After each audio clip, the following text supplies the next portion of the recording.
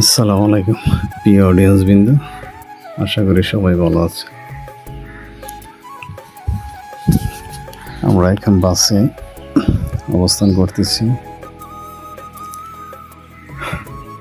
বাস চট্টগ্রাম থেকে রওনা করেছেন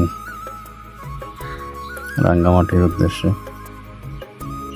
ঘন কুয়াশা চাদর ভেঙে দিগন্তের অভিমুখে ছুটে চলেছেন অবিরাম।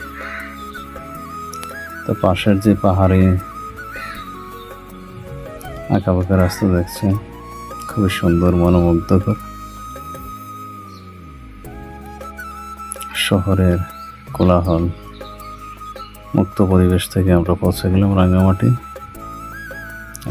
এটা হচ্ছে আপনার বেতবুনিয়া পুলিশ ট্রেনিং সেন্টার।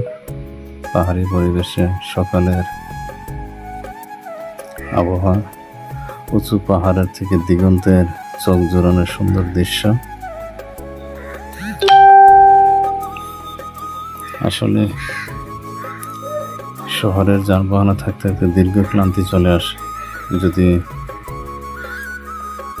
পাহাড়ে কোথাও যাওয়ার ইচ্ছা থাকে, আপনারা অবশ্যই রাঙ্গামাটি গেলে পুলিশের বেতবুনিয়া যে ট্রেনিং সেন্টার রয়েছে সেটা দেখে আসার চেষ্টা করবেন। এই যে সিঁড়িটা দেখছেন, এটা প্রায়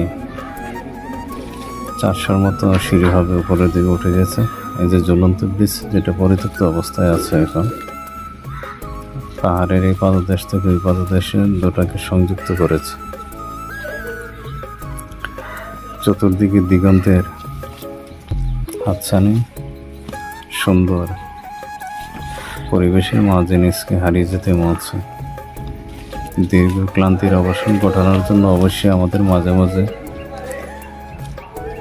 আল্লাহর প্রদত্ত যে সুন্দর জিনিসগুলো আছে সেগুলো অবলোকন করা দরকার।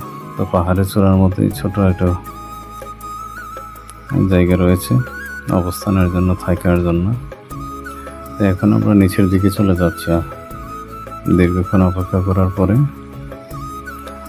পাহাড়ের নিচে আমরা নামার চেষ্টা করছি। তো পাহাড়ের উপর থেকে নিচে নামার সময় খুবই সূক্ষ্ম দৃষ্টি রাখতে হবে, যাতে আপনার কোনো সাপ কামড় না দেয়, এবং খুব দ্রুত হাঁটা যাবে না নিচের দিকে। আপনাকে অবশ্যই ব্যালেন্স রাখতে হবে। তো আমরা এখন সিঁড়িগুলো দিয়ে নিচে দিকে যাওয়ার চেষ্টা করছি। অনেকগুলো সিঁড়ি, আপনি উপরের দিকে উঠলে অবশ্যই হালকা রেস্ট নিতে হবে, একসাথে ওঠার চেষ্টা করবেন না। তো অনেক উঁচু দেখছেন।